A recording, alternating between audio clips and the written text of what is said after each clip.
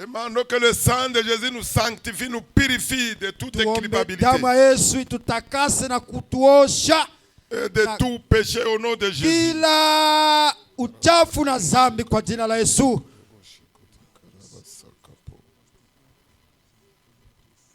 Dans le nom de Jésus, nous avons prié. Amen.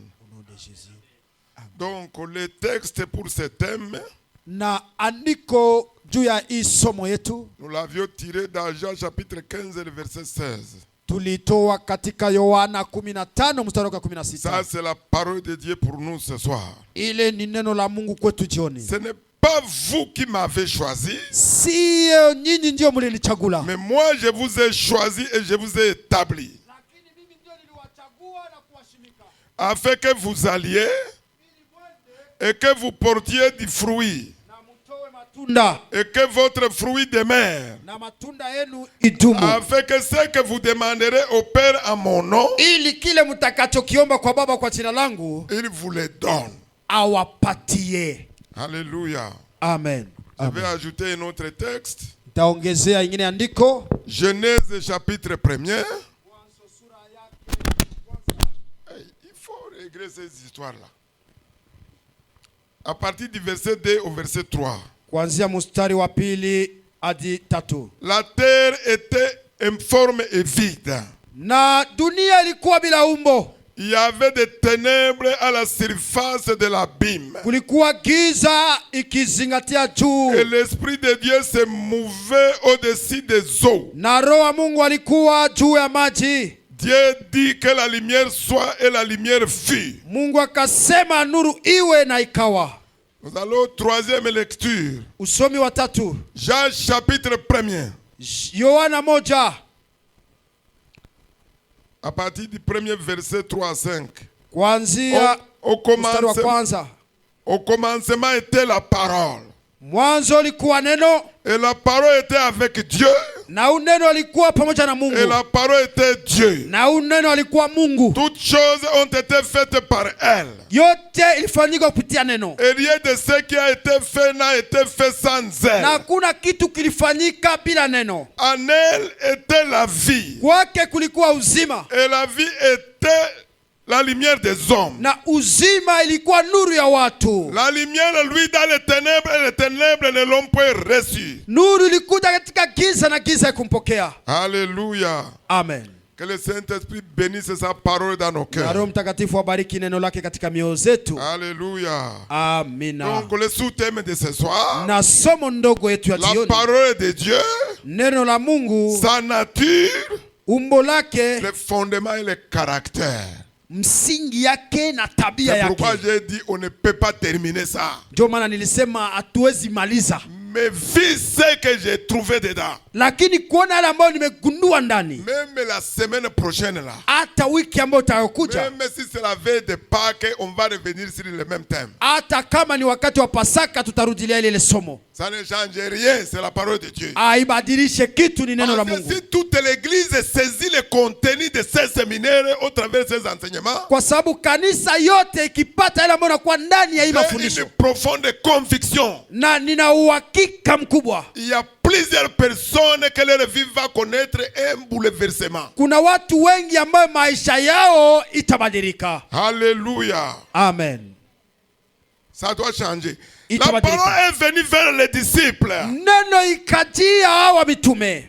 La Bible dit que Jésus a dit aux disciples, c'est la parole qui parle aux disciples. Yesu anasema akaambia mitume, neno ndio kunazungumza na Et il te mitume. dit ce soir, Na nakwambia jioni, ce n'est pas toi qui m'as choisi. sio wewe ndio ulimchagula, Ce n'est pas toi-même qui as choisi Jésus. sio wewe ulichagula Yesu. C'est Jésus lui-même dans son omnipotence, son omniscience qui t'a choisi. Yesu wewe peke yake kwa utashi wake ndio La alikuchagula. parole t'a choisi, elle t'a établi. Neno ilikuchagula na kukushimika. Alléluia. Amina. Elle ne t'a pas choisi seulement, elle t'a établi.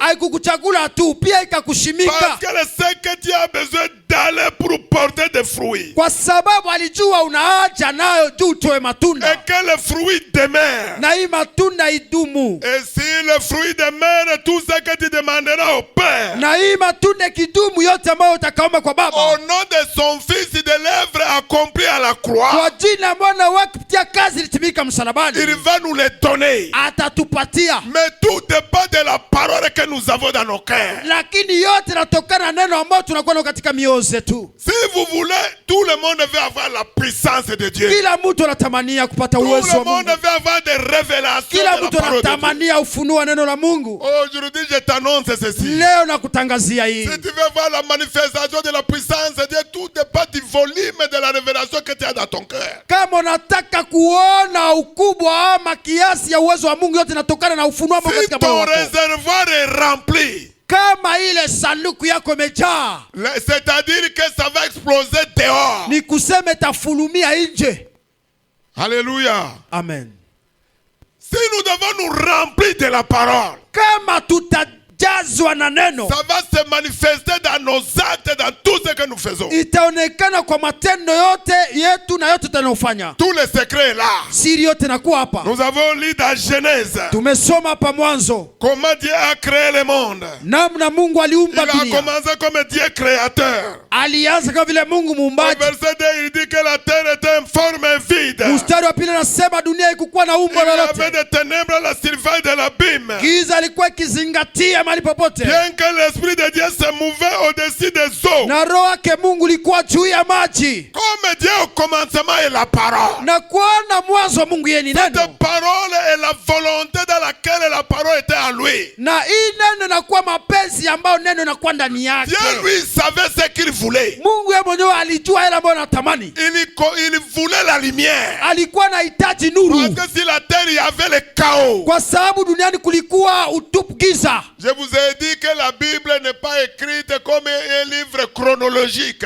Niliwaambia Biblia iandikwe kama vile Mathayo Parce que chapitre je 1. vais t'étonner ce soir. Na hii nitakupatia hii jioni. Ici, avant la création qu'on nous parle, Hapa mbele ya uumbaji wanatuzungumzia. Satan était déjà sur la terre. Shetani tayari alikuwa huku Il duniani. était déjà tombé dans l'éternité Alikuwa passée. amekwisha kutupwa katika umilele Il y uliopita. avait eu déjà la guerre qui est écrite dans le livre de l'Apocalypse. Vita ilikuwa imekuja kufanyika, ile imeandikwa katika kitabu ya Ufunuo. Satan était sur la terre, c'est le symbole des ténèbres. Shetani alikuwa tayari duniani, ile inamaanisha giza. Or, c'est l'Apocalypse qui parle de la chute de Satan sur la terre. Na ingawa Ufunuo ndio unazungumzia kuanguka kwake Shetani Mais duniani, dans l'éternité passée, lakini katika umilele wa kale Satan était déjà tombé. Shetani depuis. tayari alikuwa ameangushwa C'est duniani. pourquoi dans le jardin de Dieu, Ndio maana katika bustani wa vous pouvez Edeni voir Satan, il a quitté où? angeliwahi kuchomoka, alitokea wapi? Parce qu'avant de descendre, il était l'ange de Kwa lumière sababu au mbele ya ciel. shuka alikuwa malaika wa nuru mbinguni. Alléluia. Amina. Et quand il est descendu sur la terre, il a amené le chaos. Wakati alishuka duniani akaleta giza, Et pourtant, uchafuko. l'Esprit de Dieu était là, il se mouvait au-dessus. Ndio maana roho ya Mungu alikuwa hata juu yake, kwa L'Esprit de Dieu ne fera rien si personne ne parle. na roho angelifanya kitu bila mtu Il kusema. fallait que Dieu parle pour mettre de l'ordre. Ilibidi Mungu aseme ili asawanyishe Et mambo, Dieu a parlé. na Mungu akasema. Il voulait la lumière. Alitamani nuru. Cette lumière, ce n'est pas celle-ci. Haiko hii ya C'est la sokode, connaissance véritable de Dieu ni Tout-Puissant. ujuzi kamili ya Mungu mwenye Il uwezo. venait de mettre de l'ordre pour séparer les ténèbres et la lumière. Alikuwa anasawanyisha ili atenganishe giza na Que nuru. ce soir, cette révélation puisse se séparer en toi. Ignorance Ijioni tout de ili la lumière. ufunuo itenganishe yote ambayo inakuwa giza na nuru kwa maisha yako. Alléluia. Amen.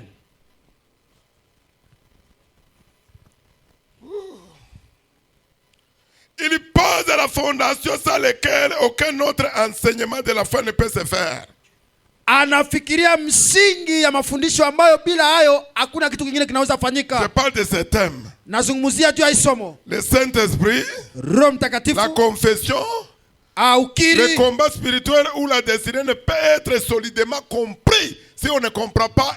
Le début de toute chose, c'est la parole. vita ya kiroho haiwezi kuwa na ushindi kama bado kuelewa mambo yote Et mwanzo. ici, la parole de Dieu est présentée non comme un simple message religieux, mais comme une réalité première qu'il faut connaître. Na hapa neno la Mungu alionyesha kama vile ukweli wa maisha, lakini kama vile kitu ya kwanza inabidi tujue. C'est l'expression même de Dieu. Ni tamko meme ya Mungu. L'origine de toutes choses visibles et invisibles. Chanzo ama mwanzo ya kila kitu kinachoonekana na kisichoonekana. Je vais vous dire ceci, c'est pas un secret, tout le monde le sait. Nitawaambia hivi, sio siri, kila mtu anajua.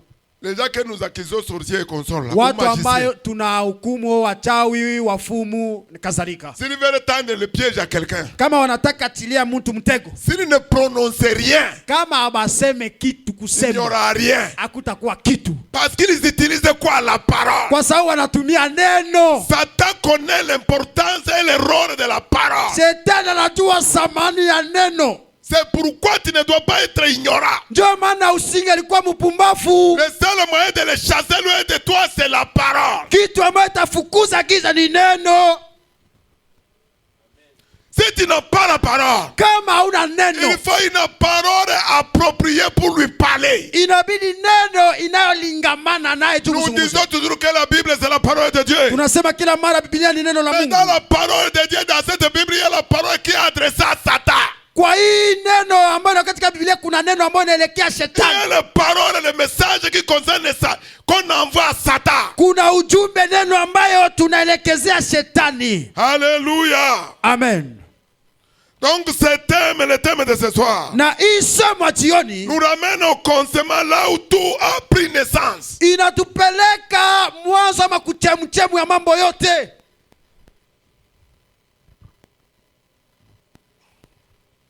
Dieu nous révèle que la parole est à la fois source, semence, puissance, lumière et vie. Mungu anatufunulia ya kwamba neno lake linakuwa mara moja uwezo, uzima, nguvu, mamlaka na uzima. Dieu créa par la parole. Mungu akaumba kwa neno. Dieu agit par la parole. Mungu anatenda kwa neno. Dieu soutient sa parole. Na Mungu anaushika neno lake. Et il a accompli ses desseins uniquement, exclusivement par sa parole. Na anatimiza mpango wake kupitia neno lake tu. Comprendre la nature de la parole, kuelewa umbo wa neno, c'est comprendre comment Dieu fonctionne. Ni kuelewa namna gani Mungu anatumika. Et comment est-il appelé à coopérer avec lui dans sa parole. Na namna gani unaitwa utembee naye katika neno lake. Les caractères fondamentaux de la parole de Dieu. Tabia ya msingi ya neno la Mungu. La parole de Dieu a l'autorité suprême. Neno la Mungu lina mamlaka ya juu. La parole de Dieu est la vérité. Neno la Mungu ni kweli. Elle est permanente. Iko kila leo itwao. Elle est intègre. Iko kamili. Elle a la puissance créatrice et la puissance transformatrice. Iko yenye uwezo ya kuumba na kubadilisha. La parole de Dieu est esprit et vie. Neno la Mungu ni roho na uzima. Quand on la libère, elle part en mission. Unapoiachilia inaenda kazini. Alléluia. Amina. Quand tu comprends tous ces attributs, ukielewa hii yote ambayo son neno, caractère, tabia yake, tu vas t'approprier cette parole qu'elle ne s'éloigne jamais de ta bouche ni de ton cœur. Utajiwekea hii neno isiondoke kinywani mwako hata kwa moyo wako. Alléluia. Amen. La parole est indissociable de la foi. Neno lake Mungu alitenganishwe na imani. Parce que la foi vient ce qu'on entend. Kwa sababu imani kuja kwa yale unayosikia. Ce qu'on entend de la parole de Christ. Na yale unasikia inatokana na neno lake Kristo. La parole de Dieu est la lumière face aux ténèbres. Neno la Mungu ni nuru mbele ya giza. Celui qui a allumé ici, quand il voulait allumer, il n'a pas demandé les ténèbres s'ils peuvent quitter ou pas. Ule aliyewasha hii umeme akulomba ruhusa kwa giza itaendoka kama. Il a touché l'interrupteur et l'interrupteur nous a donné la lumière au travers de l'ampoule. Aliwasha tu pale kubuto na mara moja ikaangaza. La parole vient pour nous donner la lumière, la connaissance révélationnelle. Neno linakuja ili tupatie nuru, ujuzi ya ufunuo. Elle vient pour établir la volonté de Dieu dans nos vies. Na inakuja kushimika mapenzi ya Mungu kwa maisha yetu. Intègre. Iko kamili. kamili. Quand elle sort, Wakati inatoka elle ne demande ni la permission. ailombake ruhusa kwa mtu. Alléluia. Amina. Elle vient s'établir dans la vie de quelqu'un. Inakuja na kudishimika kwa maisha ya mtu. Vous voyez toutes les prières que nous faisons souvent. Unaona maombi yetu tunafanya kila mara. C'est bien. Ni vizuri. Il y a des choses qu'il faut faire par la prière. Kuna mambo inabidi tufanye kwa Et maombi. la plus meilleure délivrance, c'est l'enseignement de la parole de Dieu. Lakini ufungulivu kamili ni mafundisho ya neno la Le Mungu. diable n'a pas peur de la prière. Shetani haogopake Le maombi. diable a seulement peur de la parole qui va Shetani éclairer. anaogopaka tu neno lake Mungu. Car elle entre dans un cœur ignorant. Anajua kwamba wako pumbafu kama ujue. L'ignorance part et la réalité de la connaissance de Dieu s'installe. Wakati neno nakuja upumbavu umetoka na ukweli wa neno la Mungu nakuya Quand kukaa. cette parole a rencontré l'homme de Gadaré, Wakati neno likutanana na huyu kichawa Gadare, un homme qui était rejeté par la société, mtu ambaye alitupiliwa na kampuni, un homme qui était enchaîné, alifungwa minyororo, un homme qui vivait dans les cimetières, mtu ambaye alikuwa anaishi makaburini, la parole de la connaissance de la lumière est venue vers lui. neno la ujuzi wa nuru kakuja kwake. Jésus n'a jamais parlé de démons. Yesu azungumzia kama pepo. Il est venu vers cet homme. Alikujia umutu. Vous imaginez quelqu'un qui dort dans les cimetières. Fikirieni mtu ambaye Il est enchaîné les pieds. anafungwa minyororo makaburi. Les démons ont vu la présence de la parole, ont commencé à crier. Pepo ziliona uwepo wa neno zikaanza kulomba Pourquoi msamaha. tu viens nous troubler? Unataka kutuangamizia tu ya Les nini? démons ils savaient très bien Pepo lizilijua kweli que la vérité arrive pour le mettre hors d'état de nuit. ya kuwa kweli nakuja kuwakimbiza. Jésus va leur demander, Yesu atawauliza, vous êtes combien? muko ngapi? Ce n'est pas qu'ils ne le connaissaient pas. Sio kujua, sio kusema ajue. Il voulait qu'eux-mêmes s'identifient parce que la puissance de la parole était déjà là. Alitafuta wao wenyewe wajitambulishe kwa sababu uwezo wa neno likuwa pale. Alléluia. Amen. Et quand il a réprimandé les démons, Na wakati aliamua pepo, ils ont dit que c'était légion. Légion veut dire 2000 démons. alisema wako legion, ni kusema de bataillon.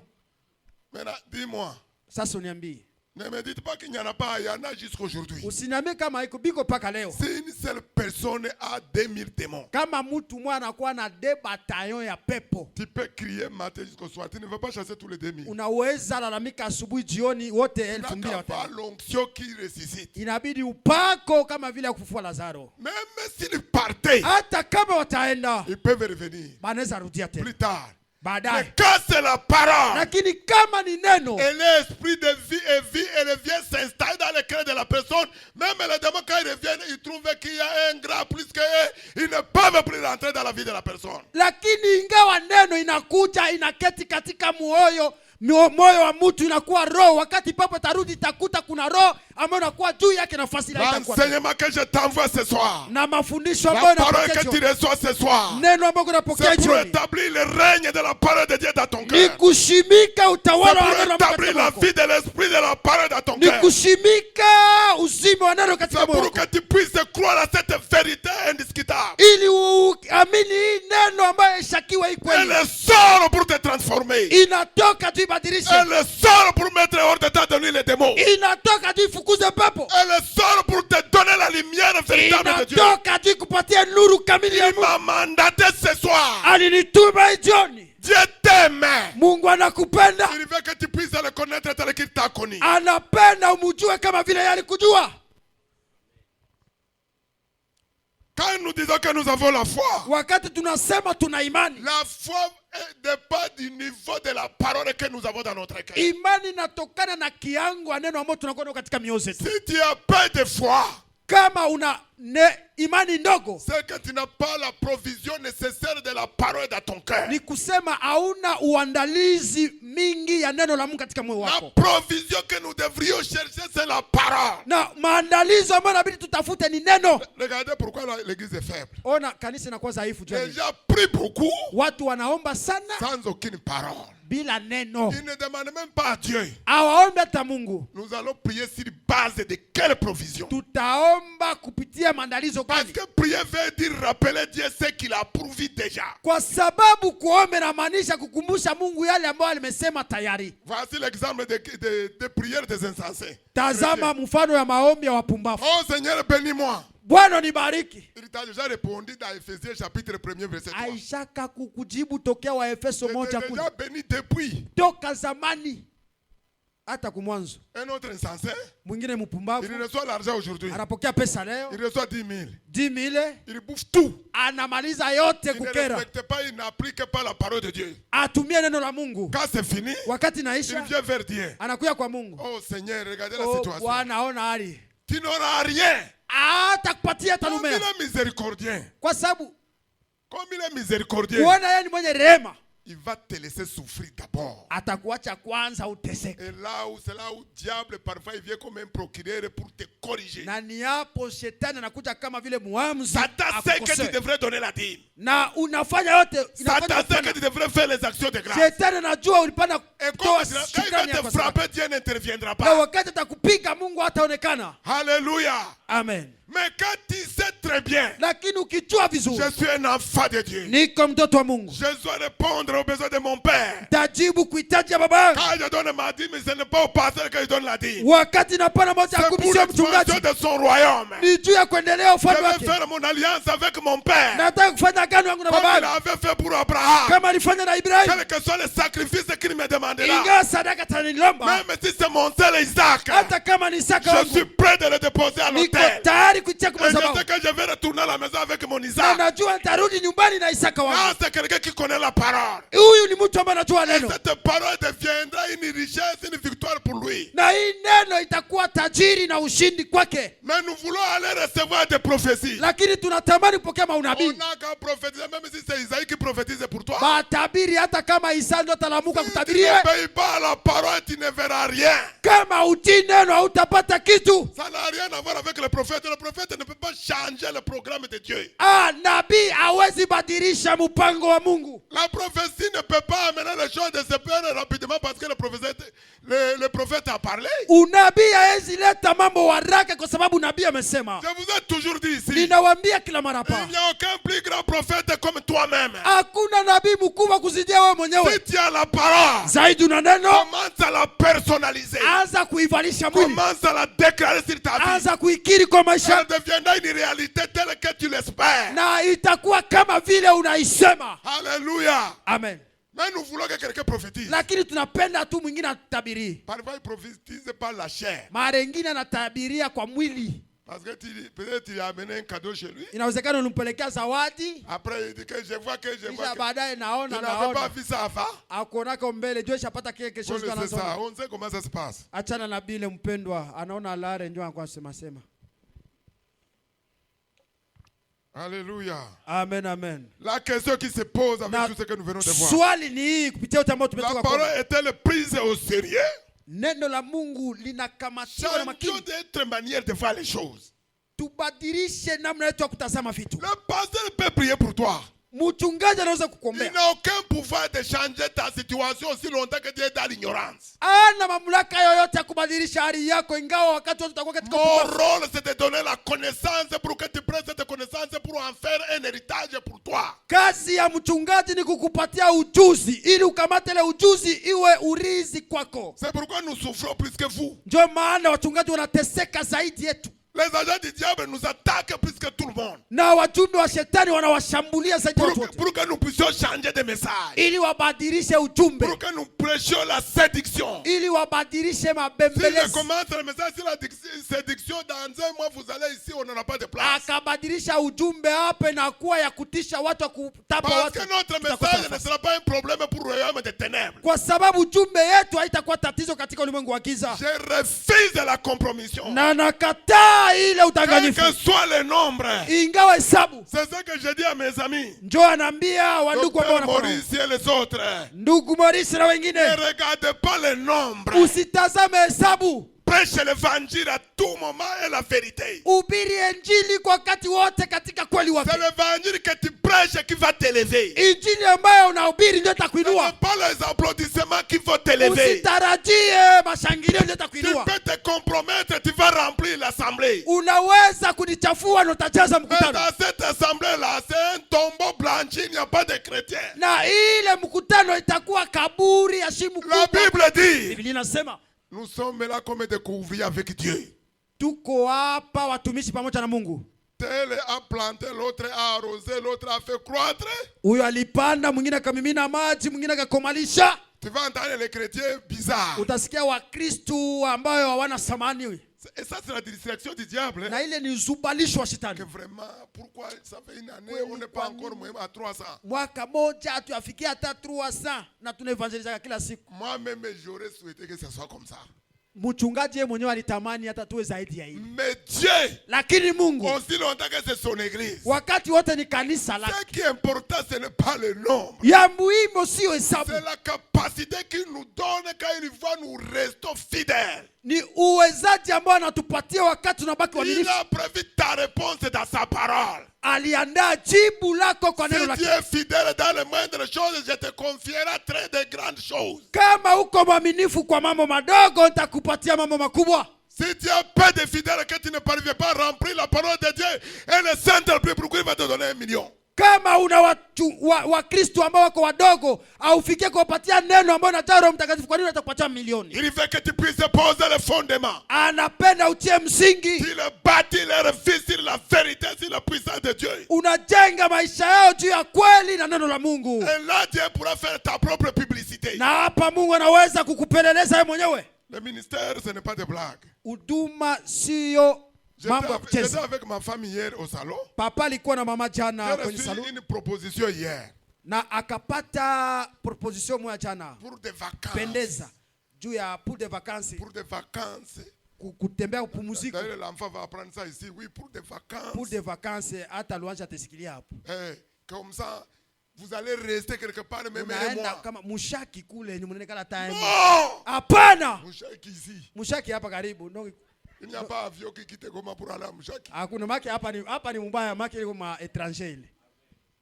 Et Dubai. ce n'est pas n'importe quelle personne. Haiko mtu yoyote. C'est quelqu'un qui a tout ce qu'il faut pour tout Ni mettre. mtu ambaye anakuwa na kila kitu ambaye Pour unabidi. moi, qu'est-ce que j'ai compris? Papa alielewa nini? Parce qu'il m'a dit, Ndio alimwambia ce que tu fais là, ile uko unafanya. il n'a jamais été ici. Hajawahi kuwa Il hapa. ne connaît pas ce que nous faisons. Ajue vitu Il tunafanya. n'a pas reçu mon rapport. Akupokea ripoti Il me yake. dit que Dieu lui a révélé. Anamwambia Mungu Il anamfunulia. aimerait nous donner les vacances. Anapenda ampatie ile pumziko. Je lui ai dit, Akamwambia merci. asante. Mais Lakini l'église que nous sommes en train de bâtir, kanisa ambalo tuko tunajenga, les gens qui sont avec moi, watu ambao wako na le mimi, peu de nombre qui est là, ile hesabu ndogo wako, quand je vois leur engagement, wakati naona kulitoa ce ne yao, sont pas les personnes que je peux laisser pour aller me réjouir. sio aller watu rester ambao dans- naweza kuacha na mimi niende kucheza. Le temps viendra. Muda Le utafika, temps de vacances viendra. muda wa kupumzika itafika. Où je dois aller dormir encore dans les 5 étoiles avec ma famille. Atakuwa naenda kupumzika Mais je kusenge sais twala, que les fondations sont déjà là. lakini wakati atajua msingi inakuwa kwanza. L'apôtre Paul est arrivé à dire, Mtume Paulo alifikiria j'ai kusema, combattu le bon combat de la foi. nilipigana vita nzuri ya imani, J'ai gagné ce combat. nikaushinda Et uvita, le prix de la vocation de mon appel m'est réservé. na ile hitaji ya mwito wangu Il niliokewa. savait qu'il laissait Timothée derrière. Alijua anaacha Timotheo, Il savait très bien qu'il y avait Tite qui était anaacha derrière. Tito nyuma, Il savait qu'il y avait les Luc qui étaient derrière. anaacha Waluka huku nyuma. Alléluia. Amen. Je préfère avoir l'œil spirituel Natamani kuwa na jicho ya pour kiroho voir la grandeur qui va ressortir dans ce que nous faisons. ili nione ukubwa ambao utatutosha kwa ile ambayo C'est tunafanya, cette grandeur qui me donnera les meilleures vacances. na hii ukubwa ndio utatupatia pumziko mzuri. Alléluia. Amen. Vous croyez que moi je ne veux pas ces vacances-là? Unafikiria papa tamani na ile Mais si kupumzika, le Seigneur me dit, lakini Roho Mtakatifu akamwambia continue ce que tu as commencé. endelea ile ambayo ulianza nayo, Continue à allumer le feu. endelea na kuwasha Ce n'est moto. pas le moment de vacances. Sio muda wa kupumzika, C'est le moment de te ni réjouir. muda, sio muda On wa se furahi. réjouit le moment de la récolte et le moment de la récompense. Wanafurahiaka muda wa malipo na mavuno. Ça fait la 3e fois que je refuse ce genre de Inakuwa invitation. mara ya tatu na katai aliko. Alléluia. Amen. Madame me dit, Mama akamwambia, mais quand il lui a répondu, il ne dit plus rien. wakati ulimjibia haikuwa tena Il yeye. a dit, tu veux qu'il dise quoi? Kaambia unapenda afe nini? Il sait que j'ai ma foi. Anajua nina Il imani sait yangu. que j'aime les vacances aussi. Anajua napenda pia Mais pumziko. il sait, Lakini anajua pia je m'accroche nashikamana à celui qui m'a appelé. kwa ule ambaye aliniita. Je m'accroche à ça. Nashikamana naye. Ne vous en faites pas, nous sommes des humains, parfois ça vient. Unaona tuko watu mara nyingine na kuyaka Ton papa. enfant peut te proposer de belles choses. Na mtoto anaweza kukuambia mambo Tu es mazuri. content. Unafurahi. Mais si le Seigneur te reprend, Lakini Roho Mtakatifu Attends. anakuambia chunga, ne faut pas chercher à faire le forcing. usitafute kukaza. Est-ce que cette parole est prise au sérieux dans cette église? Hii neno inakamatiwa na sabani Est-ce kwa que kanisa. cette parole est honorée? Hii neno inaheshimiwa. Simplement, si tu l'as entendu sans produire de transformation, est-ce qu'elle a apporté une transformation durable? Hii neno inakuletea mabadiliko yenye kudumu. Dieu a établi sa parole dans les cieux. Mungu aliweka neno lake mbinguni. Et l'homme est appelé à la manifester sur la terre. Na mwanadamu anahitajika kuionyesha hapa duniani. L'homme sur la terre, c'est un roi. Mwanadamu duniani ni mfalme. Sans nous, Dieu ne peut rien faire. Bila sisi Mungu asifanye Sans kitu. lui aussi ne le fera pas. Na bila yeye pia Nous hataifanya. devons rester en communion avec lui. Inabidi tubaki katika ushirika naye. Comment? Namna gani? Dans sa parole. Katika neno lake. J'ai entendu un insensé qui disait à un frère Nilisikia mpumbavu mmoja anaambia ndugu moja, que ça c'est réservé aux pasteurs. "Oh, unaona hii ni ya wachungaji tu." Tu peux avoir la connaissance de la parole mais te passer au-delà. Unaweza kuwa na ujuzi wa neno unapitia hata mchungaji. Si nous allons dans un champ là où il y a les minéraux, les diamants et consorts. Tukienda kushamba ambayo kunakuwa hii maji yote ya samani, alimasi, dhahabu. Avant d'y arriver, tout le monde sait qu'il y en a dedans. Na mbele kufika kila mtu anajua kuku. Même celui que la société appelle paresseux le jour là. Hata ule mwenyewe ule shirike naita Il msaifu n'a ile jamais siku. pris la route dans sa vie. Aya kamataka jembe Il risque makakolongo. d'être le premier à trouver l'or. Anaweza kuwa wa kwanza kupata jua Parce qu'il sait que atachimba. tout le bonheur pour sa vie est Jua dedans. anajua heri yote ya maisha yake kupata. Tout notre bonheur est dans la parole. Na si heri yetu yote Le katika bonheur neno. n'est pas hors de la parole. Heri haiko nje ya Si neno. tu gagnes hors de la parole, tu auras les chagrins, tu auras des difficultés. Ukipata nje ya neno utakuwa na tatizo. Et la parole te garantit que sa bénédiction n'est jamais suivie de Na chagrins. neno la kuhakikishia kwamba baraka yake Et haichangani tu na deviens huzuni. une source de bénédiction pour le pays, c'est pas seulement pour ta famille. Sio tu juu ya jamaa yako utakuwa chemchemu ya baraka hata kwa nchi. Alléluia. Amen. Cet homme établit une vérité irréfutable. Na hii somo nashimika kweli ambao upingwe. Tout commence, tout subsiste et tout s'accomplit par la parole. Yote inaanza na kushimikwa na neno. Celui qui comprend la parole de Dieu comprend Dieu. Anaelewa neno la Mungu anamwelewa Mungu. Celui qui honore la parole entre dans la dynamique de Dieu. Anayeheshimu neno anaingia katika nguvu wa Mungu. Alléluia. Amen. Et celui qui manifeste la parole devient un instrument actif de l'œuvre divine sur la terre. Na anayeonesha huu neno anakuwa chombo ya nguvu katika dunia Je hii. préfère être cet instrument sur la terre. Natamani kuwa hii chombo hapa Il duniani. va manifester véritablement les œuvres que les cieux racontent la gloire de Dieu. Ili nionyeshe matendo ambaye C'est ça que le psalmiste a dit. mbingu itatukuza matendo ya Mungu. Mais la terre manifeste les œuvres de ses mains. Ndio vile wakina Zaburi wanasema dunia onesheni matendo ya Mungu. Nous sommes des instruments qui doivent télécharger ce qui est dans les cieux sur la terre. Sisi tuko chombo ambaye inabidi tukamate ambayo iko mbinguni tuioneshe duniani. Dieu attend de nous Mungu anatarajia kwetu de télécharger toute la richesse kukamata utajiri wote pour être en possession de cela sur la terre. ili tuushike hapa duniani. Nous devons régner par cette parole. Inabidi tutawale kwa hii Tu neno. n'as pas la parole, tu n'as pas de règne. Hauna neno, hauna utawala. Tu as paix, tu vas régner paix. Una kidogo, utakuwa na portion ya utawala kidogo. Alléluia. Amen.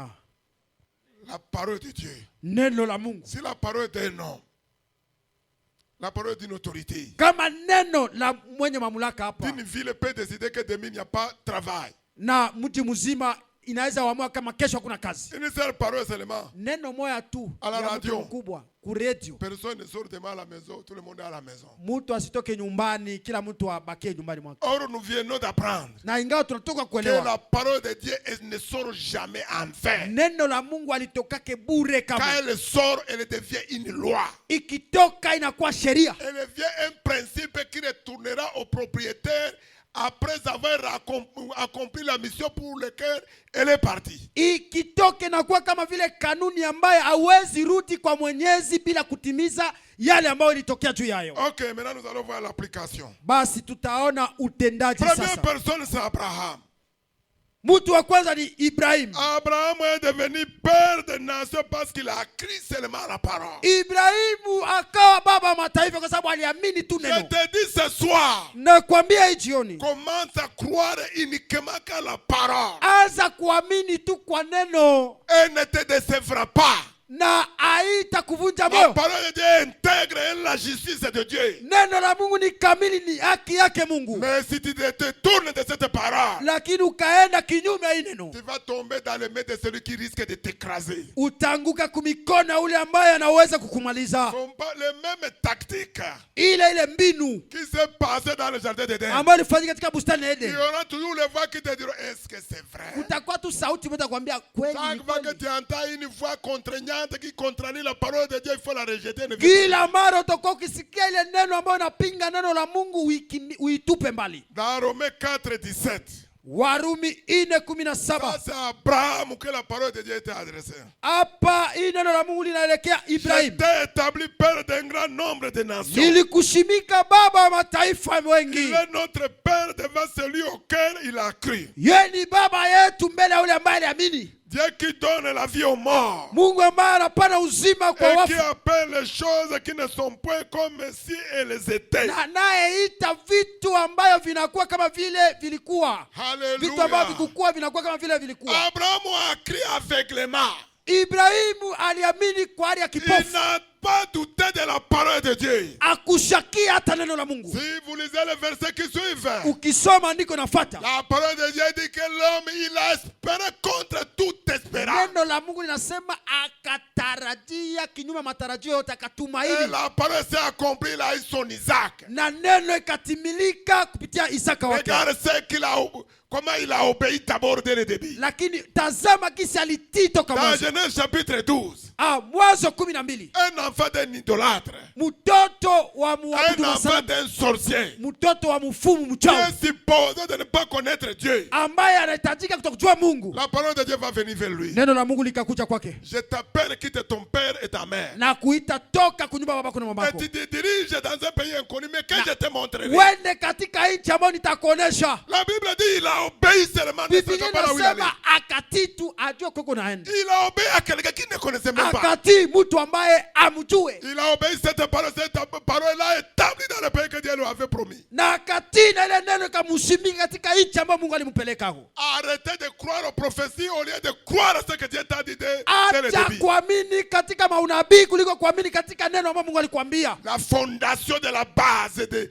tout ce que tu recherches doit être prise dans la parole de Dieu comme source. Msingi ya yote ambayo unatafuta inabidi iwe katika neno la Mungu.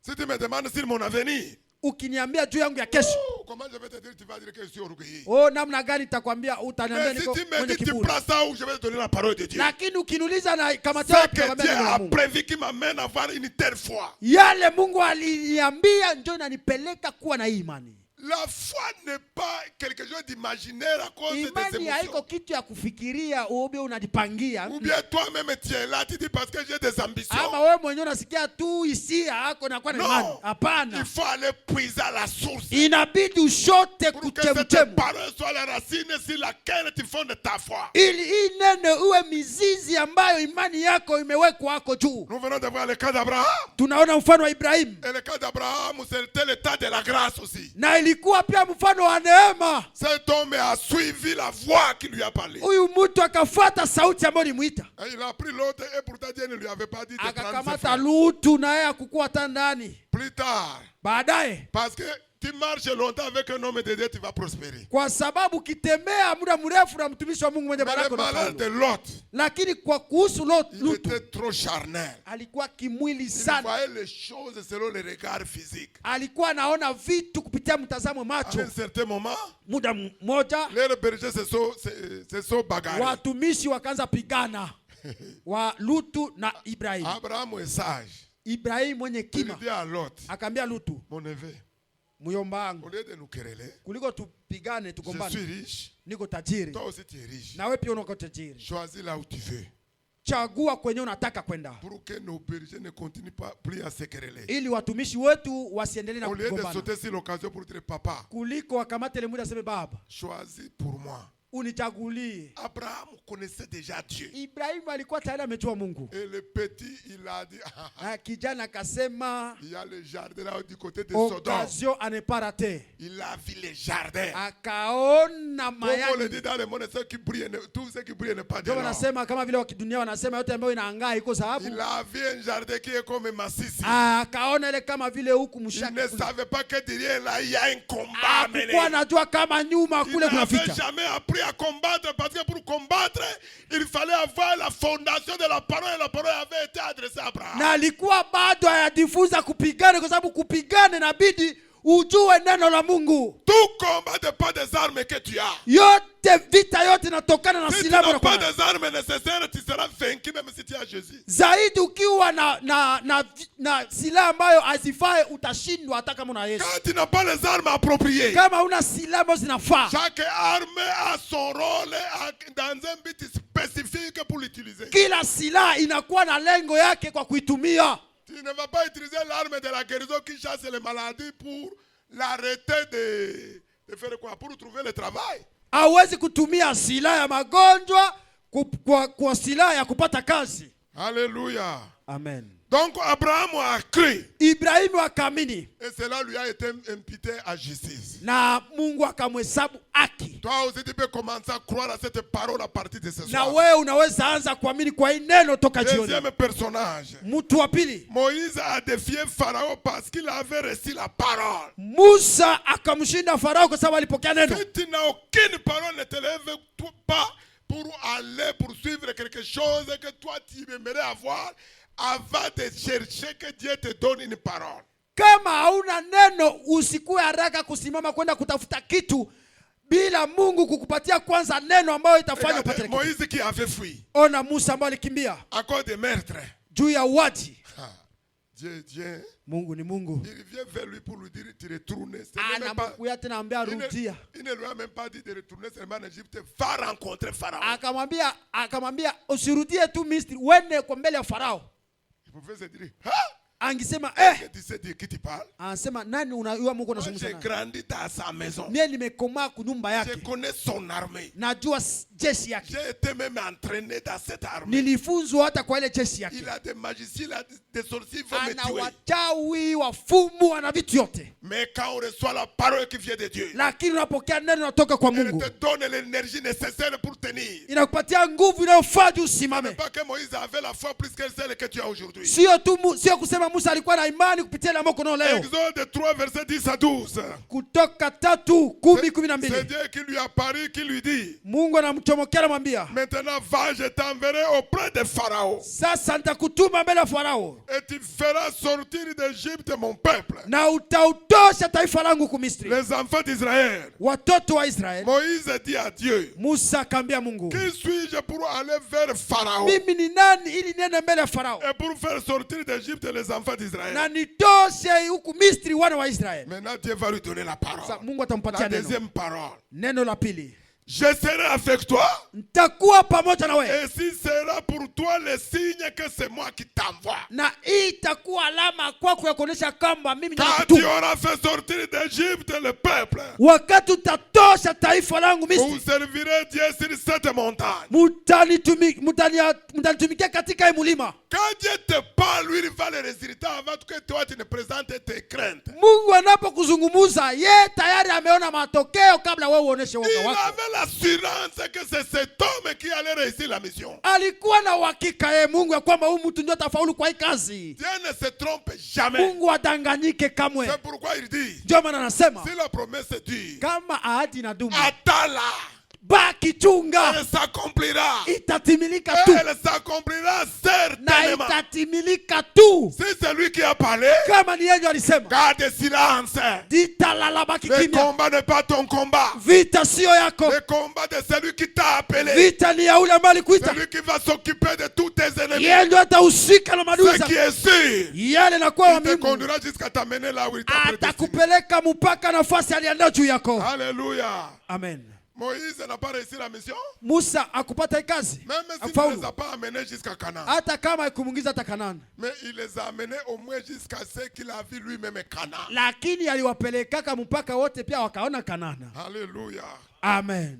Troisième personnage, Mtu wa tatu il y a Josué. kuna Yoshua. Il a conquis Canaan parce qu'il a obéi à une parole. Aliushika Kanaani kwa sababu alitii neno. Abraham a crié à la parole. Ibrahimu aliamini neno. Moïse a reçu la parole. Musa akapokea neno. Josué a obéi à la parole. Yoshua akatii neno. Les trois choses doivent aller de pair. Na hii mambo tatu inabidi ende pamoja. Unapopokea neno, Quand tu reçois la parole, unapopokea neno, quand tu crois la parole, unapoamini neno, il faut obéir à cette parole. inabidi utii Il neno. faut agir selon la parole que tu as reçue. Tenda kupitia neno ambalo umepokea. Je voulais le rappeler, je le dis tout le temps. Na isema kila mara, Quand Dieu te parle, wakati Mungu anakuzungumza, c'est à toi, il ne vous a pas parlé à deux. ni kwako peke yake, sio watu Il wawili. faut garder ça pour toi seul. Weka hayo juu yako wewe mwenyewe. Si tu veux aussi agir Kama unataka kutenda, pour manifester cette parole, ne consulte personne. juu unataka kutenda, juu utimize ile neno yako, usione mtu. Dans la consultation, l'ennemi peut utiliser n'importe qui, ta femme, ton mari, ton enfant, n'importe qui. Katika ile consultation ama mtazamo, Mungu anaweza kutumia kila mtu. Un jour, j'ai dit qu'il y a des choses que je ne dis pas à ma femme. Quelqu'un est venu me voir que, oh, et pourtant vous exercez le ministère ensemble. Siku moja papa wakati alisema kuna mambo ambayo ambia yake mama, mtu mwaka akaja kumwambia ingawa mnafanya huduma On lui pamoja. a vu que j'étais méchant. Akamwona kama papa alikuwa mwasi. Je lui ai répondu, elle aussi ne me dit pas tout. Akamjibu na yeye pia niambia yake Et yote. le salut est individuel. Na wokovu ni ya kipekee. Il y a la révélation qui peut nous concerner, nous deux. Kuna ufunuo ambao unaweza kutuhusu sisi Et wawili. d'ailleurs, quand ça nous concerne, je le saurai. Na kwanza kama inatuhusu papa Quand je tajua. vais commencer à lui parler, il va me dire que j'avais reçu ça hier ou bien demain matin. Wakati ataanza tu kumwambia na yeye atakuwa tayari kumwambia nilikuwa nimeipata toka jana. Là, ça nous concerne les deux. Hapo na wahusu wao wawili. Mais si Dieu me parle pour me reprocher de quelque chose, Lakini Mungu akamzungumzia juu amkosoe je ne kitu suis pas kimoja. obligé de lui dire. Ashurutishwe amwambie. Ça, c'est à moi qu'il parle. Ile ni yake pekee S'il yake. me donne les directives par rapport à l'église, Akampatia mielekezo juu ya kanisa. elle va recevoir les instructions comme tout le monde. Atapata na mielekezo kama kila mtu. Je ne vais pas lui donner tous les détails. Hatampatia maelekezo Parce yote. que Dieu ne m'a pas dit d'aller disperser. Kwa sababu Mungu akumwambia agawanye hayo. Voilà, plusieurs ont échoué à cause parce qu'ils dispersent tout ce que Dieu leur dit. Ona wengi walishindwa kwa sababu wanakuwa wapapato. Apprenons à garder ce qu'il nous dit. Tujifunze kuweka yale ambayo Il ametuambia. rêve un tout petit peu, tu cours toute la cité pour aller dire ce que tu es arrivé. Taarifa kidogo tu ile ishajulikana mahali popote. Mais avant l'accomplissement, là, tu vas payer le prix de ce que tu as dit. Mbele timilike, utalipa bei ya ile kutangaza ile Il faut habari. garder ça dans ton cœur. Weka ile katika moyo wako. Il faut cacher ça, ce que tu as reçu, c'est un trésor. Vicha ile ambayo umepokea kwa Mungu ni hazina. Et je vous ai toujours donné des éléments. Na kitu ya pili, Quand quelqu'un vient te demander sur ta vie privée, régulièrement, wakati mtu kuna kuambia kama maisha yako ya kipekee kwa penda kujua kila ton mara. dossier là, c'est à quel niveau? Ile dossier yako inakuwa Ça, wakati là, wapi? c'est à tel niveau. Inakuwa kule walisema Quelle que soit la relation que tu as avec la gawa personne, uhusiano ambao unakuwa naye. même si c'est ton fiancé ou ta fiancée, tais-toi. Hata kama ni mchumba wako mwanamke mwanaume, Je suis Moussa marié. Djema Je Solo. viens de te dire, il y a des choses que je ne lui dis pas, non pas parce que je ne lui fais pas confiance. Et d'ailleurs, c'est une femme qui ne parle même pas. kwanza mama semake anatoka kutuambia kuna mambo ambayo amwambia. Mais comme Dieu ne m'a pas dit de lui dire, Kuona Mungu akumwambia, pourquoi je dois lui dire? kwa nini atamwambia? Maintenant, vous êtes encore même des fiancés. Sasa nyinyi mungaliko hata bachumba, Elle te demande d'abord. anakuuliza Et le boulot là. ile kazi, Ah, toi aussi. na wewe Oh, tu ne fais pas d'effort. aujue Tout ce que tu lui dis ne marche pas. yote ambayo unamwambia kabiendeka. Tu as besoin de prier encore pour savoir si c'est la volonté de Dieu. Unaanza tena kuomba juu ya Il faut mapenzi. t'arrêter. Baki kimya. Non, il faut t'arrêter. Acha kata. Comment? Tu n'as pas besoin de la prière, tu as besoin de te taire. Hauna haja ya maombi, una haja kunyamaza tu Et kimya. tu verras que les choses vont commencer à marcher, tu connaîtras qui la personne est. Na utaona mambo unaanza kuenda na utajua mtu gani alikuwa na wewe. Oh, même moi qui suis pasteur, Hata papa ni on mchungaji. me pose les mêmes questions. Wanamswali ile swali. Oh, est-ce que ça là, ça, quand est-ce que tu vas faire ça? Ile wakati gani utafanya ile?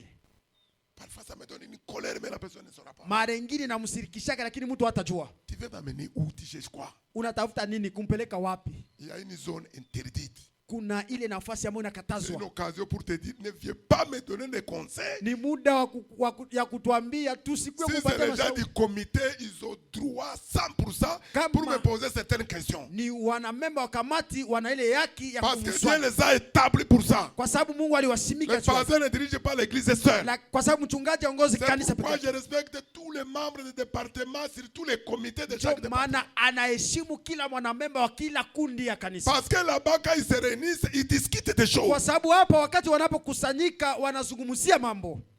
Est-ce que cela veut dire que ceux qui ne sont pas dans le comité ne participent pas? Ils participent. Ile inamaanisha wale ambao wako katika kamati na wao Mais ceux wako qui ne ndani. te concernent pas là, Lakini ile ambayo ne haikuhusu, mets pas ta bouche dedans. usitie kinywa wako ndani. Ne cherche pas à pousser les gens à te donner tous les secrets. Usitafute watu waanze kukupatia siri yote. Tu es enquêteur de qui? Wewe unakuwa mpelelezi wa nani? Je vous ai dit dimanche, Siku ya Mungu alituambia il y a certaines choses que j'avais confiées aux frères et sœurs de l'église. kuna vitu ambaye alipatia wakaka na dada wa Ce n'est kanisa. pas que ces frères et sœurs ont commis quelque chose de mauvais. Sio kusema walifanya mambo mabaya hawa wandugu. Mais l'ennemi a utilisé quelque chose. Lakini adui alitumia kitu. Rien ne marchait. Hakuna kitu kilikuwa À un kinafanya. certain moment, je m'assois, je dis, mais je Kwa ne muda comprends fulani pas. akaketi akajiuliza kuna nini? Tout ce que je les ai confiés, c'est les gens qui doivent nous aider. Yote ambayo niliwaambia ni watu ambao wanaweza kutusaidia. J'ai décidé d'arrêter tout. Na akaamua kuacha vyote Moins de 2 semaines. kwa kwa wiki mbili Le tu. résultat que j'ai aujourd'hui, Na matokeo ambayo anakuwa nole. même les gens m'ont appelé hier pour me dire qu'il y a des gens qui attendent une année. Ils n'ont pas encore trouvé ces résultats. Na kuna watu ambao walimuita wanangojea mwaka mmoja wawahi kupata ile. Personne n'est au courant. Hakuna mtu anajua. Je travaille avec les gens du dehors. Anatumika na watu wa nje. Est-ce que parce que les frères et les sœurs, je ne les aime pas? Ni kusema kwamba atupende sie? Non. Hapana. Ils ont bavardé. Walisema Ils sema. sont allés vendre ça ailleurs sans se rendre compte. Waliuzisha hayo bila kujijua. La parole. Neno. Si la parole t'a été donnée, Kama neno imekupewa, il faut la garder précieusement dans ton cœur. uitunge mzuri katika moyo wako. Quand on te donne l'argent, Bakikupatia tu pesa, cours vite à la maison pour aller cacher. unakimbia mbio kunyumba Si uifiche. on te dit allons d'abord faire un tour en ville, Bakakwambia tutembee kwanza kumuji. moi je ne sais pas que tu as ça, hein? Mimi sijui kama uko na Mais hayo. tu es pressé pour aller Mais cacher utakuwa d'abord. haraka kwanza, wewe ukwake ushaitia kwanza Mais mnyumba. tu reçois la parole spécifique. Lakini unapokea neno kipekee. Oh, la parole qui est sortie, c'était pour moi. Oh, neno ambayo ilitoka ilikuwa yangu Parce qu'il y kabisa. a une démarche, un dossier que je dois Kwa te sababu poursuivre. hii kabisa ni mie kuko dossier moya. Ok, il faut continuer à attendre. Sawa, endelea na kuchunga. Josué a conquis Canaan parce qu'il a obéi à une parole. Yoshua akaushinda Kanani kwa sababu alitii neno. Josué chapitre 1er, le verset 1 à 5. Yoshua 1. Après la mort de Moïse, serviteur de l'Éternel, l'Éternel dit à Josué, fils de Nun, serviteur de Moïse, Moïse, mon serviteur est mort. Maintenant, lève-toi. C'est ça l'appel. Simama sasa. Passe ce Jourdain, Vuka Yordani. toi et ce peuple, Wewe na taifa. pour entrer dans le pays que je donne, Ili que je donne aux mwingie enfants katika d'Israël. nchi ambayo napatia wana wa Il Israeli. lui donne des garanties. Anapana Tout uhakika. lieu que foulera la plante de votre pied, je vous le donne comme je l'ai dit à Moïse. Mahali popote mutakanyaga miguu yenu tawapatia kama vile nilisema na Tout Musa. ce que Dieu au commencement, il ne change pas. Yote ambaye Mungu alianza badilisha. Moïse ne vit plus. Musa haiko tena. Mais Dieu continue à lui rappeler ce que tu vas faire là. Je l'avais promis aussi, je l'avais dit à Moïse. Lakini Mungu anaendelea kumkumbusha ile ambayo utafanya ile. Nilikuwa nimeshaambia Musa. Vous aurez pour territoire depuis le désert et le Liban, Akawapatia mipaka ya nchi ambayo jusqu'au utakuwa grand nayo. fleuve, le fleuve d'Euphrate, tous les pays des Étiens, ça c'est des ennemis, jusqu'à la grande mer, vers le soleil couchant. Na maadui bote biko Il ndani. lui assure, nul ne tiendra devant Na toi akamhakikishia, tant que tu vivras. hakuna mwenye atasimama mbele yako wakati wote utakuwa kishi. Je serai avec toi Nitakuwa pamoja na comme wewe. j'ai été avec Moïse. Kama vile nilikuwa na Je Musa. ne te délaisserai point, je ne t'abandonnerai pas. Sitakuacha kamwe wala sitakutupilia kamwe. Écoutez, Sikia. dans la nouvelle alliance, Kwa agano jipya. il a dit, il est venu habiter à nous et demeurer à nous. Akakuja kuishi ndani yetu na kudumu ndani yetu. Et il a dit, Na akasema j'aurai le regard sur vous. takuwa na mtazamo Je wa mtu vous wenu. conseillerai. Le Tawashauri. Saint-Esprit habitera en vous. Roho Mtakatifu anaishi ndani Vous yenu. serez mes témoins Mtakuwa washuhuda. à Jérusalem, Yerusalemu, en Judée, à Yudea, la Samarie, Samaria, jusqu'à la... Voici l'ordre de mission mpaka internationale. mwisho wa dunia, ordre de mission bila mpaka. Il nous dit quoi? Anatuambia nini? Retournons maintenant au verset que nous avons lu premièrement. Turudi kwa ile andiko tulisoma Il kwanza. te dit, c'est lui qui t'a établi. Anasema ni yeye Ce alitushibika. n'est pas toi qui as choisi d'être chrétien. Si wewe ndio ulichagua kwa Mkristo. Il t'a établi. Alikushimika. Non, il t'a choisi d'abord. Alikuchagua Il kwanza. t'a établi Kisha pour akakushimika. que tu ailles Ili uende. porter les fruits. Utoe matunda. Quel fruit? Matunda gani? Le fruit de la parole que tu auras reçu. Matunda ya neno ambayo utapokea. Alléluia. Amen. Donc Josué a conquis Canaan. Yoshua akaushika Si Kanaani. nous rentrons dans toute l'histoire de Josué, Na habari yote ya Yoshua, tout ce qu'il rencontrait comme problème, yote ambayo alikuwa anakutana nayo kama vile il shida, revenait vers Dieu. alikuwa anarudilia Que Mungu. dois-je faire? Tafanya nini? Dieu lui donnait des instructions. Mungu alikuwa anampatia maelekezo. Quand ils ont pris Jéricho, Wakati walichukua il Yeriko, devrait combattre Aïe. ilibidi wende wapigane na Ai. Il va leur dire, Akamwambia, tout ce que vous allez trouver comme des trésors, comme yote des... ambayo mtapata kama vile bitin, Ne prenez rien. msikamate kitu. Tu vois l'instruction? Unaona maelekezo. Mais parmi eux, Miongoni mwao il y avait l'homme qu'on appelle Akan. kwa mtu ambaye anaitwa Akan, Il est allé voler les pierres précieuses. akaenda iba majua samani, La désobéissance à la parole que son maître lui avait donnée. kutokutii neno ambayo Bwana akanipatia, Il est venu entrer dans sa tente. na akakuya kutia Il ne sait pas katika qu'il hema venait yake. d'entrer toute la famille, même qui n'était pas concernée dans Akujua cette affaire. kwamba anakuya kuzika jamaa yote ambao hawakuwa na husika hata Il naelekea. faut obéir à la parole que nous avons reçue. Inabidi tutii neno ambayo tumepokea. Quand ils ont échoué, Wakati walishinda, Josué va revenir vers Dieu. Yoshua atarudilia Mungu. Pourquoi nous avons échoué? Mungu, tumeshindwa Or, kwa tu nini? n'échoues pas. Wewe ushindwa Dieu wake. lui dit, je suis fidèle. Mungu anamwambia niko mwaminifu.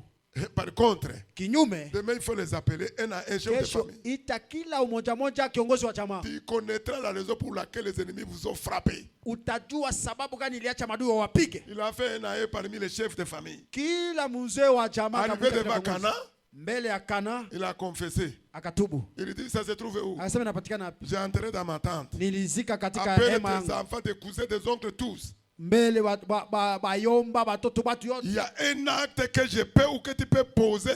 Ça va enterrer toute une famille. Gloire à Dieu que c'est la grâce. Kuna C'est le temps de la tendo grâce. moja unaweza kufanya, utukufu kwa Mungu ni neema. Neema iko. Alléluia. Amen. Si nous avançons encore, il y Tukiendelea a ces deux points, je vais terminer parce que tout ce que j'ai dans ces séminaires-là, kwa sababu yote je ambayo vais tout niko donner. kwa hii semina nitakupatia hayo. Quatrième point, Pointi ya 4, Hébreux 1, Waebrania 1 1 à 2. Après avoir autrefois parlé à plusieurs reprises et de plusieurs manières,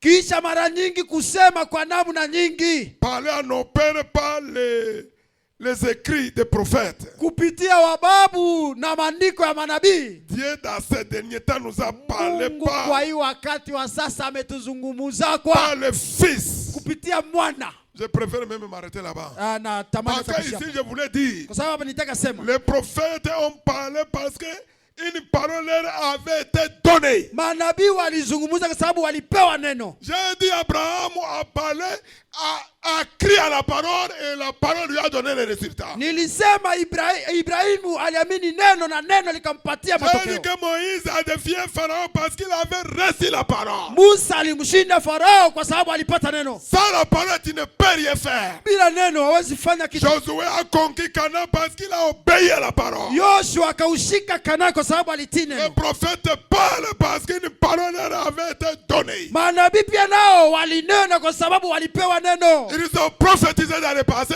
Walitabiri wakati wa Mais kale. aujourd'hui, Dieu parle au travers le Fils qui est Leo Mungu Jésus-Christ. anatuzungumzia kupitia mwana wake Yesu Et Kristo. Jésus-Christ habite en nous au travers le Saint-Esprit. Na Yesu Kristo anaishi ndani yetu. Il ne faut pas t'amuser ou bien contredire la parole qui t'est adressée ce soir. Usingelicheza na neno ambayo inakuelekea hii jioni. Je te donne la parole que j'ai reçue. Na kupatia neno ambayo Et nilipokea. cette parole, c'est la parole du Fils que je suis de Dieu. Na hii neno ni neno la mwana wa Mungu. Dernier point. Pointi ya mwisho. Jésus lui-même, au sein de son ministère, Yesu mwenyewe katika huduma wake a vaincu Satan en déclarant la parole. aliushinda shetani kwa neno. Alléluia. Amen. Il a vaincu comment? Akasema nini? Vous allez lire à la maison. Tutasoma nyumbani. Luc chapitre 14. Luka 14. Il faut commencer le verset 3, 4, 7 et 13. Où il répondait seulement à Satan. Il est écrit, il est écrit. Nafasi alikuwa anamjibu shetani, imeandikwa. Luka 14:3 uenda mstari 13 kule. Luc 4. Luka 4 samani. Mais aujourd'hui je vais vous donner une révélation. Lakini leo Ce nataka n'est pas une révélation nouvelle. sio ya mpya. Il a dit, il est écrit, il est écrit. Alisema kila mara Yesu kuna mjibu imeandikwa, imeandikwa. Alléluia. Amen. Mais, Lakini avant que Satan ne le quitte, kabla shetani amtoke, Jésus a utilisé le mot, la parole rema. Yesu akatumia neno rema. Il n'a plus dit, il est écrit, il a dit, il est dit. Akusema tena imeandikwa, akasema Tu ne imesemekwa. tenteras pas le Seigneur ton Dieu. Hautajaribia Bwana Mungu wako. À chaque fois qu'il utilisait le logos, Kila mara alikuwa anatumia logos, Satan revenait. shetani alikuwa tu. Il est écrit, c'est le logos. Imeandikwa ni logos, C'est l'information. ni taarifa. Mais quand tu donnes à Satan Rema, il doit partir. Lakini ukapatia shetani rema, ataenda. Alléluia. Amen. À la fin, le temps vient de lui dire, il est dit. Na kwa mwisho akamwambia imesemekwa. Il vient de télécharger la parole de conviction qu'il a reçue du Père. Alikuwa ameshika neno ya uhakika ambayo alipokea kwa Donc, Baba. pour conclure pour ce soir, Kwa kumaliza hii jioni,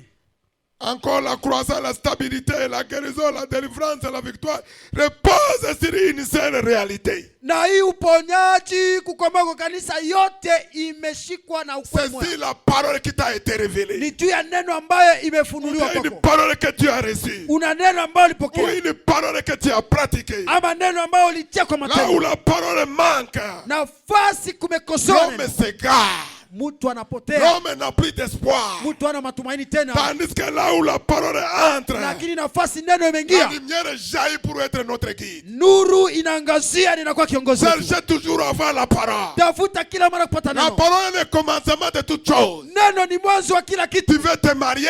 Unataka kuoa makono, Cherche la parole. tafuta neno. Tu veux démarrer une entreprise? Unatafuta kufanya kampuni, Commence par la parole. tafuta neno, Car c'est cette parole qui va garantir ce que tu veux faire. kwa sababu hayo ndio itaongoza bila ambayo Tu utafaa. veux la promotion? Unataka kupandiwa cheo, Mets ton espérance sur la parole. tie matumaini yako juu ya neno. Obéis à cette parole. Tii neno, Marche selon cette parole. kula juu ya hii neno, Et tu tembea verras juu ya les hii neno, résultats parce que cette parole va éclairer ta voie. na utaona hii neno itangazia Cette imani yako. parole va faire l'obstacle à tous les complots. Itaambatana na kila mbinu hii neno tu. Alléluia. Amen. Rien ne se fait sans la parole. Hakuna kitu kinafanyika bila Et tout neno, s'accomplit par la parole. yote inatimilika kwa neno. Dieu a créé le monde par la parole. Mungu aliumba dunia kwa neno. La Genèse, c'est le livre de commencement de toutes choses. Mwanzo ni kitabu ya mwanzo Tout ya kila ce kitu. dont tu as besoin sont dans Genèse chapitre 1. Yote ambayo unayo haja iko kumwanzo Si tu sura veux le moja. savoir, Kama unataka kujua par la parole, kwa neno, utilise la parole tumia neno que Dieu t'a donnée yenye Mungu pour alikupatia entrer en possession de toute la créature. ili ushike kila umbaji. Au commencement était la parole. Mwanzo alikuwa neno, La parole était avec Dieu. neno alikuwa pamoja La na parole Mungu. était Dieu. Hii neno Et alikuwa rien Mungu. n'a été fait sans elle. Hakuna kitu kilifanyika Cette bila parole neno. est allée vers les cieux. Hii neno ikaendea kwa Cette parole wenyeji. était la lumière Hii neno ilikuwa pour nuru éclairer les hommes. iangazie watu, Et il avait la vie en na elle. ilikuwa na uzima ndani Ceux yake. qui l'ont reçu, Walioipokea ceux qui croient à cette parole, wanaamini neno, elle a donné même le pouvoir aliwapa mamlaka de devenir des enfants ya de Dieu. kufanyika watoto wa Mungu.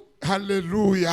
Amena. Si tu as reçu cette parole, Kama mapokea hii neno, elle va distinguer les ténèbres de ta vie. itatenga Elle va giza, mettre au-dedans de lui les obstacles. itakimbiza Elle va vizuizo, briser les joues de Satan. itabomoa Elle kama va te shetani, libérer. Elle itakuokoa, te donne la force et l'assurance. itakupa tumaini na nguvu, Elle te donne la direction. itakupatia uongozi, Elle te donne le choix de décider. inakupatia chaguo ya Soyez waamuzi. bénis au nom de Jésus. Ubarikiwe kwa jina la Yesu. C'est ça la parole que j'avais pour toi Hiyo ce ndio soir. neno nilikuwa nao juu yako jioni. Écoutez-moi bien. Unisikia vizuri, Toi qui es arrivé en wewe retard. ambao ulichelewa.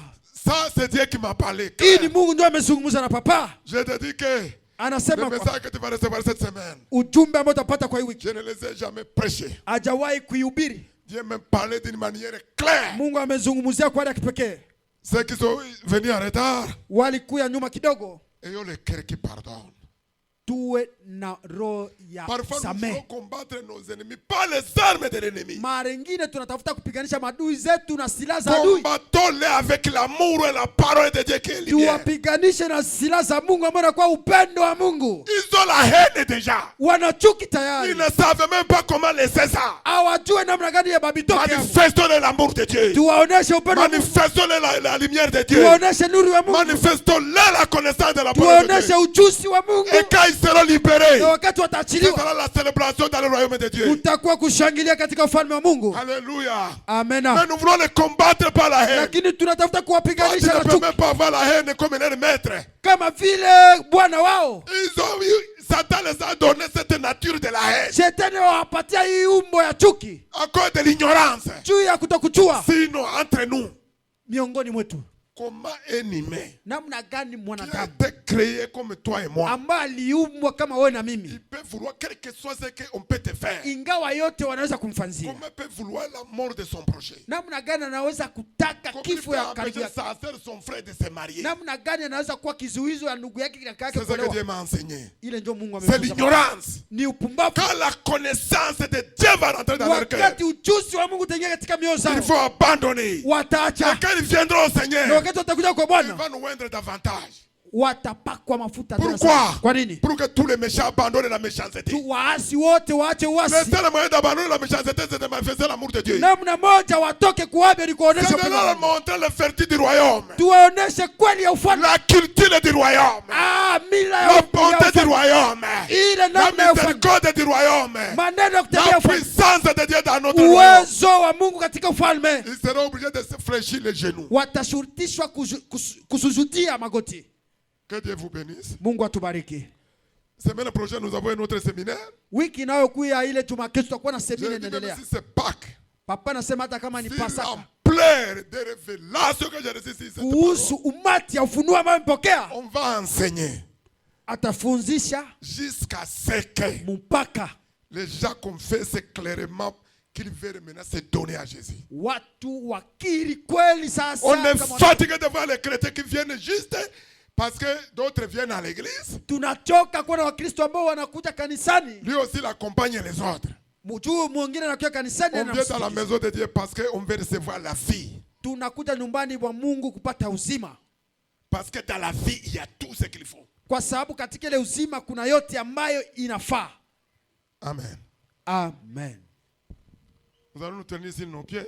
Basi tutasimama kwa miguu yetu Et nous allons mpendwa, remercier le Seigneur. na tutashukuru Bwana Pour lui dire seulement, ili tumwambie tu, accorde-moi la grâce unineemishe d'avoir la connaissance véritable de ta parole. ili nipate kujua kweli Nous neno venons de lako. voir que la parole, c'est la source, c'est la fondation. Na tunatoka kuona kwamba C'est neno ni cette parole chemchemi, qui a ni créé. msingi, ni neno Cette liumba parole jusqu'à aujourd'hui qui transforme les cœurs. mpaka leo ndio nabadilisha mioyo. C'est cette parole qui donne la direction. Hii neno ndio napata na C'est cette uongozi. parole qui donne la sagesse. Hii neno ndio napana hekima. Le roi Salomon a dit dans le livre des Proverbes. Mfalme Salomon alisema katika kitabu ya Proverbe Methali 24, il dit ceci. 24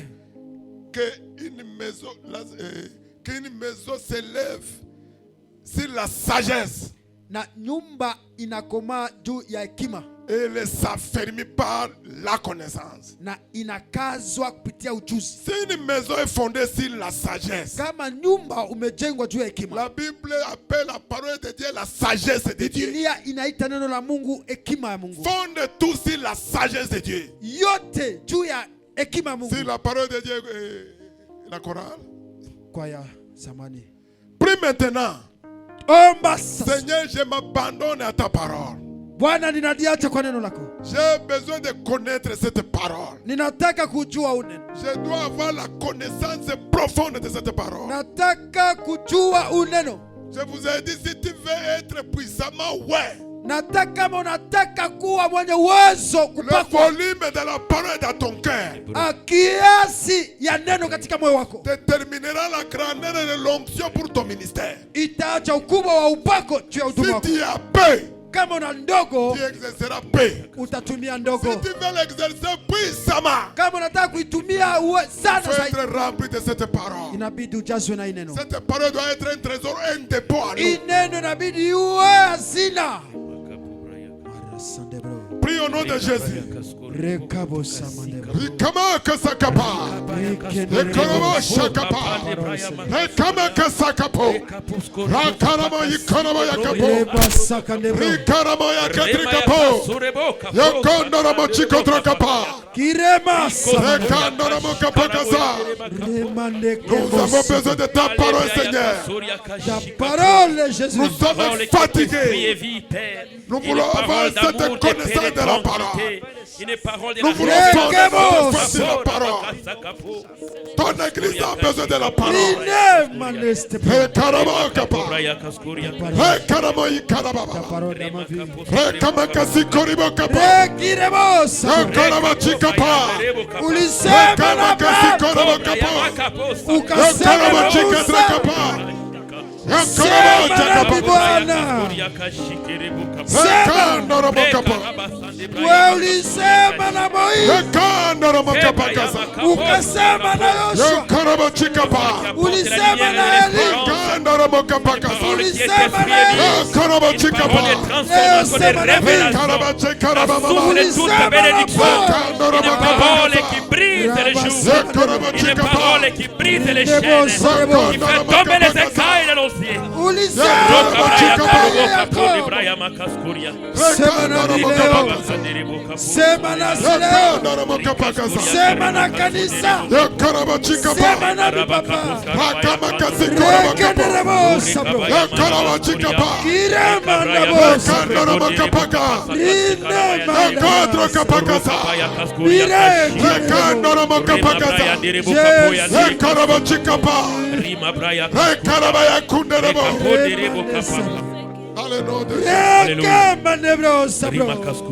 Dans le nom de Jésus. Sema papa.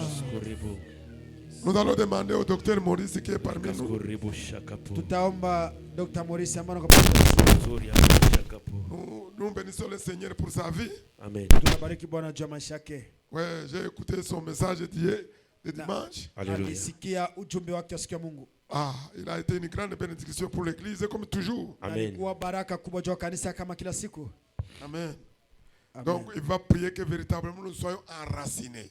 Ataomba ili Les choses kweli que nous recherchons là, vitu ambavyo tunatafuta ces choses sont dans la parole. hivi vitu viko katika Elles neno, ne sont pas hors de la parole. haviko nje ya neno. Si nous voulons les avoir, Kama tunatamani kuviona, utilisons la parole. tutumie neno, Remplissons nos cœurs de la parole. tujaze mioyo zetu na neno, Parce que c'est de l'abondance du cœur que la bouche parle. kwa sababu katika ujazo wa moyo ndio kinywa Un unena. agriculteur, avant de planter, il a prévu suffisamment les semences dans sa maison. Mlimaji kabla alime amekwisha kuandaa mbegu kwanza. S'il veut récolter en abondance, Kama anataka kuvuna il tele, doit semer en abondance. inabidi apande tele, Et toi, tu as la semence dans tes mains. na wewe una mbegu katika mikono yako. Il faut maintenant l'avaler dans ton cœur. Uitie sasa katika moyo wako, uimeze. Nous te disons merci Jésus pour cette soirée. Il y a trop de choses que nous avons besoin. Mais au travers les messages de ce soir, nous réalisons que nous n'avons besoin que de ta parole. Car ta parole, c'est une richesse qui contient tout ce dont nous avons besoin. C'est pourquoi tu as dit, Jésus, si vous demeurez dans mes paroles, et que mes paroles demeurent en vous, demandez ce que vous voudrez et il vous sera donné. Tout ce dont nous avons besoin est raffermé dans ta parole. C'est pourquoi ma prière ce soir, Seigneur, augmente encore le soif de ta parole, le soif de ta présence dans la vie de cette église. Car tout ce dont nous avons besoin et dans ta parole. Aidez cette église à aimer la parole. À aimer la parole. Car la Bible dit au commencement était la parole. La parole était avec Dieu. Et la parole était Dieu. Et cette parole s'est faite chair. La Bible nous révèle que la parole, c'est aussi une personne.